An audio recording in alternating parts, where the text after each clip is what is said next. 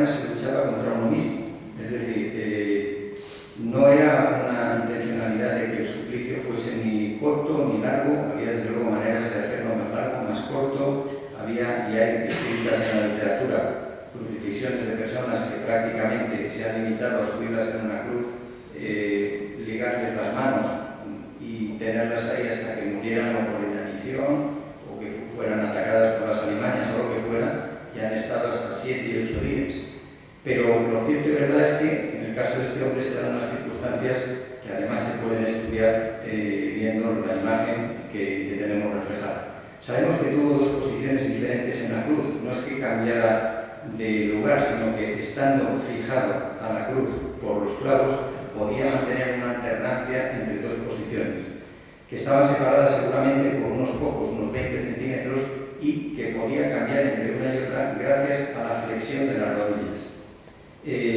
Seguramente esto era una cosa que se hacía intencionadamente para que no fuese rápido el deceso, o sea, que fuese un suplicio que tuviese una cierta duración.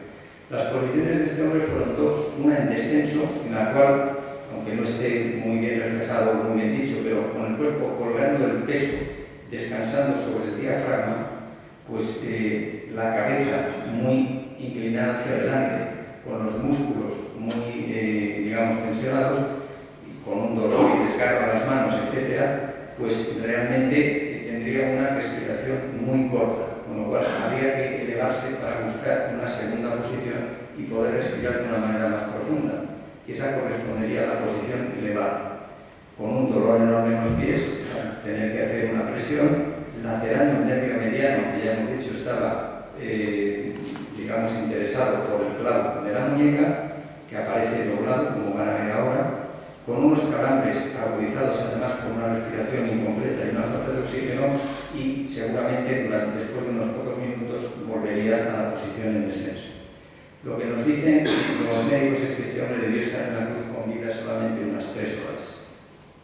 Esta sería la posición en descenso, donde lo que ven ustedes aquí es un estudio dinámico del reguero de sangre, que en este caso responde a las dos posiciones y refleja perfectamente con esta divergencia, que también coincide con las divergencias que se ven en otros regueros de otros lugares, por ejemplo la frente, el dorso de los pies, etc. Y lo mismo en cuanto al estudio dinámico de, digamos, de los regueros de sangre que se pueden apreciar en los antebrazos.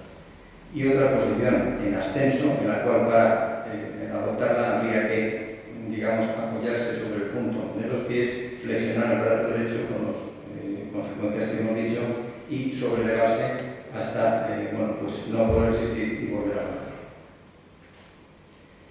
De los pies podemos decir alguna cosa. Están transidos por un único clavo que pasa por el espacio entre el segundo y tercer metatarsiano por encima de una línea que se llama línea de Lisfranc, y esto no es un detalle anatómico, pero evita tocar la arteria pedia. La arteria pedia es un vaso grande, importante, y por lo tanto, si la hubiera afectado con un clavo, hubiera sido, pues, digamos, una gran pérdida de sangre y hubiera desencadenado un cuadro más rápido. Pero es una maniobra difícil, pero vamos, que indica que hay pericia. El pie derecho quedó debajo, como después veremos en las manchas de sangre que se aparecen en la síndrome. El pie izquierdo quedó más elevado, si recuerdan cómo se ha mantenido antes, les he dicho, mantenido en esa posición por efecto de la rigidez cadavérica muy avanzada y al estar la rodilla izquierda flexionada, y eso es lo que permitía ese pequeño desplazamiento que hemos visto.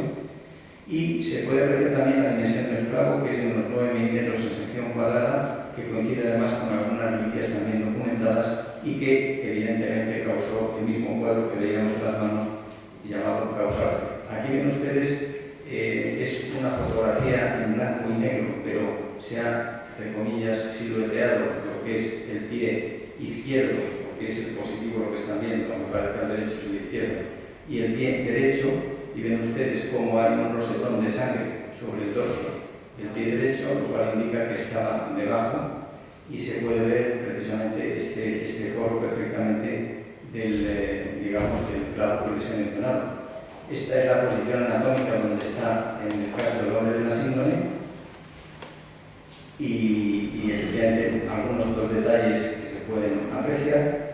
Es importante también en las piernas de crucifijos endónicos se ven convergencia que también se ve, como os he dicho, en otros lugares. Y también existe una reliquia que es igualmente del siglo IV, también fue traída por la mano de Constantino de Tierra Santa.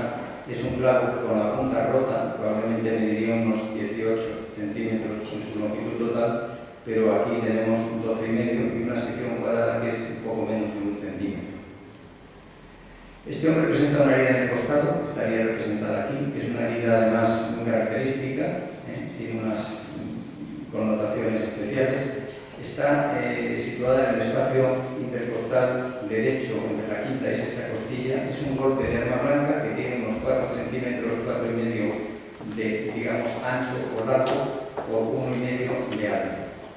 Las dimensiones podrían coincidir con las hojas de lanza que se han encontrado en yacimientos arqueológicos, y lo que parece es que la profundidad de este golpe, de esta herida, pudo alcanzar el saco pericárdico, que probablemente se encontrase dilatado. Hay diferentes teorías sobre, es decir, evidentemente estamos hablando de lo que se puede apreciar en la sábana, y vamos, no hay muchas, pero hay algunas.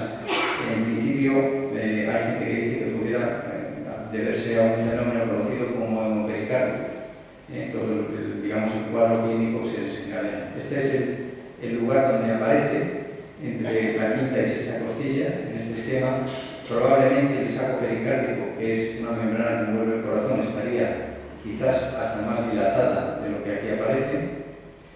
Presenta una mancha que tiene diferentes partes, un perímetro exterior a la escisión o a la incisión, producida por un líquido claro que se podría identificar que es evidentemente plasma, con otra serie de líquidos corporales, y que es lo que un testigo ocular, pues por ejemplo en el caso de San Juan, hubiera podido decir o reconocer como agua. La disposición de las manchas denota que es sangre de cadáver, sale por gravedad, no sale por botones por efecto de la presión. La herida no muestra bordes contraídos, por lo tanto no ha sufrido un edema, por lo tanto no era un organismo vivo, no existe fibrina, lo que refuerza el hecho de que se trata de una herida, como decía antes, post-mortem. Esta es la herida, este contorno que ven aquí arriba es el perímetro de la incisión de esta arma blanca. Esta fotografía es anterior a la restauración, por eso tiene este remiendo aquí. Y tiene 3 partes. Una primera mancha que es más, se pueden apreciar ciertos como coágulos, o por lo menos corpúsculos sanguíneos, glóbulos. Una segunda en la cual se van abriendo ya una serie de zonas más presentes de plasma o de agua, y alguna hacia el final en la cual es evidente la separación del plasma del resto de los elementos de la sangre. En el orden de la síndrome concurren en la muerte una serie de circunstancias, ¿no? Aquí las ven todas y no es por detenernos, pero desde luego existen razones más que suficientes para generar esto, ¿no? Que es una especie de shock central, por lo menos de 2 tipos de shock, uno que se conoce como hipovolémico y otro que es el shock traumático, y que aparecieron muy pronto. La rigidez cadavérica se implantó muy rápidamente en este caso, como sucede desgraciadamente en casos de hoy día de muertes muy traumáticas, en las que incluso antes de que la persona fallezca ya se están experimentando estos signos. La muerte de Bessover, como decíamos antes, en unas 3 o 4 horas. Y hay una serie de coincidencias muy importantes, asombrosas, entre lo que hemos visto y el relato evangélico. Por ejemplo, la angustia y el miedo de Getsemaní, esos ataques de pánico, como dicen algunos estudiosos, básicamente psiquiatras, pues pudieron ser perfectamente preludio de un proceso de infarto. La abundancia de sangre en el rostro puede deberse a ese fenómeno que ya hemos hablado de la hematidrosis.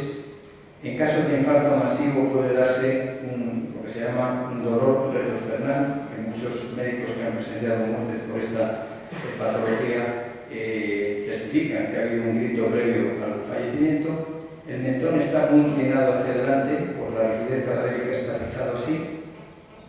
La lanzada post-mortem con esa salida de sangre y plasma puede ser una alusión al instante salió sangre y agua, del Evangelio de San Juan. No se le practicó a este hombre el cruzifragio, que era una costumbre que se podía hacer, que se solía hacer para desencadenar el desenlace, y la muerte debió sobrevivir en poco tiempo. De hecho, el Evangelio, por ejemplo, nos habla de que Pilato se sorprendió. Claro, Pilato probablemente no fuese plenamente consciente de la barbaridad de proceso. Aquí ven ustedes una foto en blanco y negro donde se ve que tomando medidas se puede precisar que la cabeza está muy inclinada hacia adelante, el mentón apoyado en el pecho, ¿verdad? Y este crucifijo sindónico en su conjunto, en este caso, es una pieza que construyó Monseñor Ricci, que está en el Seminario Menor de Asís, donde lo que pretende es, bueno, de todas formas no deja de ser una imagen, yo diría que hasta cierto punto bastante benigna. Muy rápidamente, ¿qué pasaba con los crucificados? Pues en general, normalmente no se les sepultaba, sino que a veces los despedazaban, se habla de fosas comunes, que no era una costumbre tampoco judía, pero desde luego los despojos, que era lo que quedaba, a veces se enterraban al pie de la cruz. Generalmente, lo que podemos decir aquí es que se aprecia un acúmulo de sangre en la zona de los riñones, como verán, debido a la colocación del cuerpo en horizontal, probablemente sobre la propia sábana, quizás en una maniobra de traslado. Ahora lo van a ver. Esta sangre es el mismo tipo de sangre de la herida del costado, la sangre post-mortem, que simplemente por cambio de la posición del cadáver saldría por gravedad, y también hay que decir que ha individuado pues, unas huellas de unas manos que están haciendo los pies en esa maniobra de traslado. Perdón. Esta es la parte inferior de la espalda, estos serían los glúteos, y aquí están los remiendos, pero lo que quiero que se fijen es en esto que se llama el cinturón de sangre, y aquí ven esa sangre que se separa, lo que se llama una diseración de la sangre, que es un fenómeno que se produce en la sangre cadáver. Y esto es pues algunas de las maniobras que dificultan una lectura directa de la imagen del hombre de la síndrome, probablemente porque se hicieron unas maniobras que, por otro lado, en un caso de tener respeto a la persona a la que se está de alguna manera sepultando, pues es normal que se hiciera. Lo cierto es que el cadáver debió quedar en una posición, como digo, muy manifiesta de rigidez cadavérica, la cabeza seguramente más inclinada hacia adelante, pero lo cierto es que este debió de ser el aspecto del hombre que estuvo envuelto en esta sábana.